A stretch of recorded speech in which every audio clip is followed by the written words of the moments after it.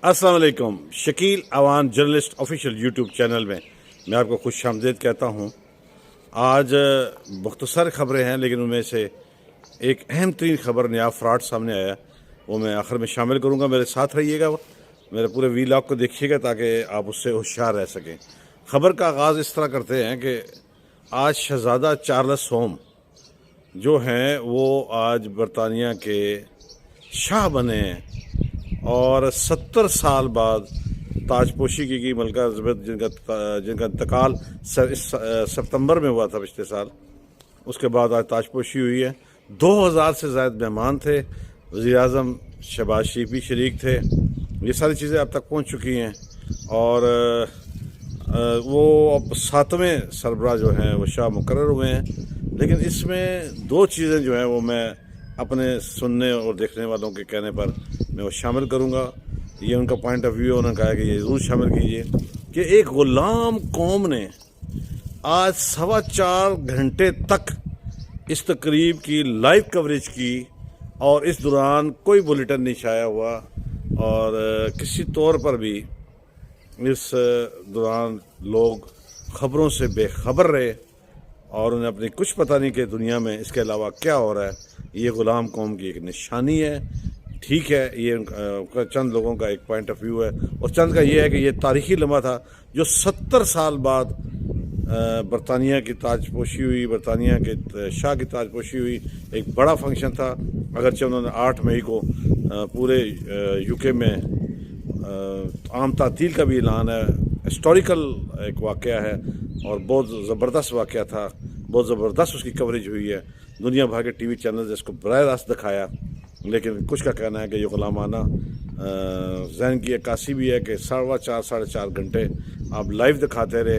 इस दौरान मुल्क के जो मेन चैनल्स हैं उस पर, अगरचे जो मेन चैनल्स हैं उनके पास 3-3 4-4 चैनल्स और भी हैं उसी नाम से, तो उनमें से किसी एक पे दिखाया जा सकता था, बाकियों पे मुल्की हालात और इंटरनेशनल जो दीगर हालात हैं उनको भी दिखाया जा सकता। ख़ास तौर पर मेरे ऐसे दोस्त जो PTI के साथ ताल्लुक़ रखते हैं, उन्होंने शदीद एहतजाज किया कि इमरान खान साहब जो हैं उन्होंने ज़मान पार्क से एक रैली निकाली है और वो रैली जो है चीफ जस्टिस के साथ हज़ारे यकजहती है।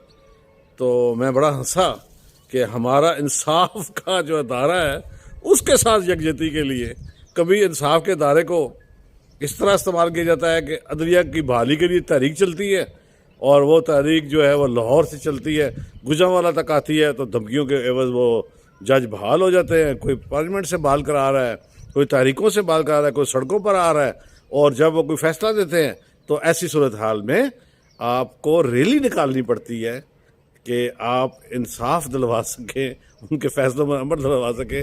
इंसाफ का तराजू जो है, जो इसकी मेन निशानी है अदलिया के सुप्रीम कोर्ट की, जो यहाँ पर आप ज़िंदगी और मौत के फ़ैसले करते हैं। आप चाहें तो किसी को बाद मर्ग मौत दे दें, किसी को चाहें तो ज़िंदगी में उसको आप मौत दे दें, आप जो भी करना चाहें कर सकते हैं, आपसे कोई पूछने वाला नहीं। आपसे अगर कोई मांगे कि हमें 90 दिन दें निज़ाम ठीक करने के लिए, आप उसको 3 साल दे दें।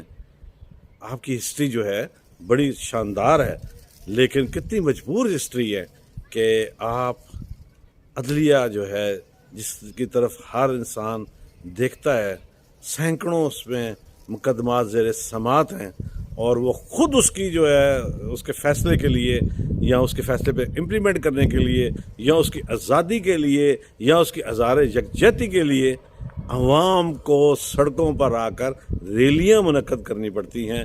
क्या ज़बरदस्त इंसाफ है। और हम बात करते हैं इस्लाम की, शरअ की बात करते हैं, आप सल्लल्लाहु अलैहि वसल्लम के रियासत मदीना की बात करते हैं, हज़रत उमर रज़ी अल्लाह तआला अन्हु के जो हैं निज़ाम खिलाफत उसकी बात करते हैं, और फिर रैलियाँ निकाल के हम साबित करते हैं कि हम अदलिया के साथ हैं, अदलिया से ज़ारे यकजहती है, चीफ जस्टिस के साथ हैं, जिसके कलम में इंसाफ जो है वो हर शख्स के लिए बराबर होना चाहिए। आँखों पे पट्टी बांध कर देखना चाहिए कि सामने कौन खड़ा है कौन नहीं। उसने किताब देखनी है, जो आइन लिखा है, जो कानून है, उस पर अमल दरामद करना है। लेकिन कानून और आइन पर अमल दरामद करने वाले ही खुद उनके लिए हज़ारे यकजहती की रैलियाँ निकलेगी, तो फिर पूरे इंसाफ के निज़ाम का اللہ ہی حافظ ہے اس پہ، اور میں کیا بات کروں، کچھ زیادہ کر گیا تو پتہ چلے کہ بعد میں جو ہے پیشیاں بخت رہا ہوں، نوٹس بخت رہا ہوں۔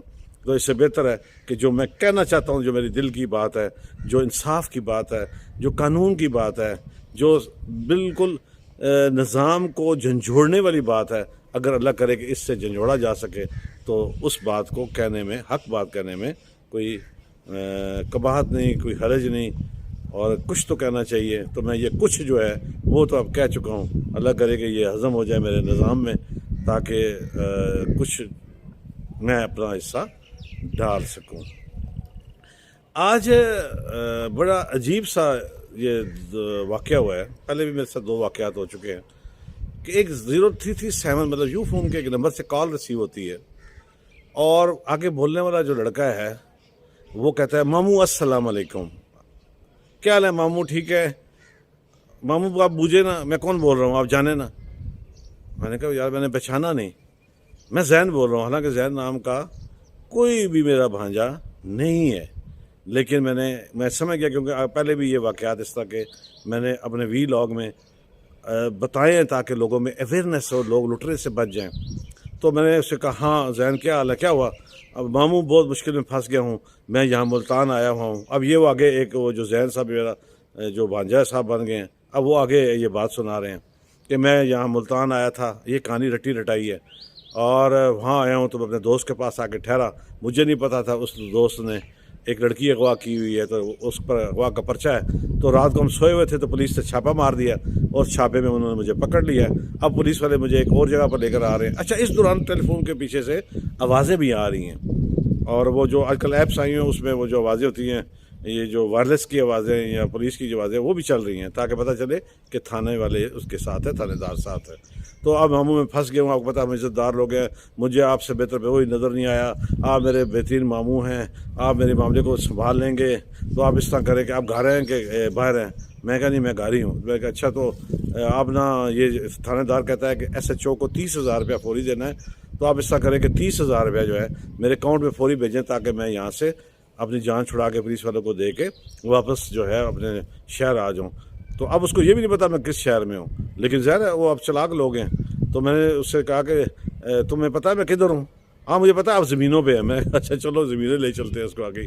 تو پھر اس کے بعد اس نے مجھے میری بات کرائی پولیس والے سے۔ اس نے کہا جی کہ آپ کا بھانجا ہے؟ میں کہا جی، یہ جی اس طرح یہ 13-20-65 کے پرچے میں آ گیا، کیونکہ ہم چھاپا مارا، یہ بھی برآمد ہوا، تو ابھی ہم SHO بڑا زور دے رہا ہے کہ ان کو فوری پیش کرو۔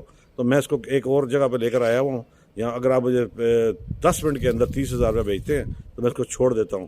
تو پھر اس نے مجھے ایک نمبر لکھا کے اس نے کہا جی کہ اس پہ بھیجیں، اور اس کے بعد اس نے فون بند کر دیا، اور 10 منٹ سے پہلے پھر فون آیا، پیسے بھجوا دیے ہیں۔ تو میں نے کہا ہاں میں لگا ہوں کوشش۔ تو ایک لمبی کہانی ہو جاتی ہے۔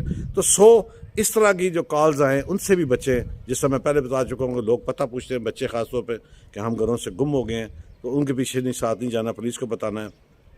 کاغذ چننے والے جو بچے ہیں ان سے خاصا ہوشیار رہنا ہے۔ اور اسی طرح اب یہ جو کالز کا سلسلہ، اب پہلے یہ کالز کا سلسلہ پولیس کی جانب سے آیا کرتا تھا کہ میں فلاں ASI فلاں تھانے سے بول رہا ہوں، اور آپ کا بھانجا جو ہے وہ ہمارے پاس پکڑا ہوا ہے، اور 13-20-65 ہی مقدمہ ان کو زبان پہ چڑھا ہوا ہے، یہی ہے کہ 13-20-65 جس پہ لڑکی کا اغوا ہے، اور آپ فوراً پیسے بھیجیں۔ اب انہوں نے اس کی شکل تھوڑی الٹی کر دی ہے، پہلے تھانے دار بولتا تھا، اب بھانجا ڈائریکٹ پہلے بولتا ہے۔ تو ان بھانجوں سے ہوشیار رہیں، اس طرح کے بھانجوں کو کہ جال سازی میں نہ آئیں۔ بھانجا جو ہے وہ آپ کو کہیں پھر دغا نہ دے جائے اور آپ کے پیسے ضائع نہ ہو جائیں۔ تو ان جعلی اور نقلی بھانجوں سے ہوشیار رہیے گا۔ چلتے چلتے ہمیشہ کی طرح کہوں گا، جہاں آپ اپنا اور اپنے پیاروں کا خیال رکھتے ہیں، وہاں پر آپ ارد گرد موجود مستحقین کا ضرور خیال رکھیے گا۔ خبر اور بات اچھی لگے تو میرے چینل کو ضرور سبسکرائب کیجیے گا، شیئر کیجیے گا، کمنٹس کیجیے گا، مجھے اس کا انتظار رہے گا۔ کل انشاءاللہ نئی خبر اور نئی بات کے ساتھ پھر حاضری ہوگی۔ اجازت دیجیے، اللہ حافظ۔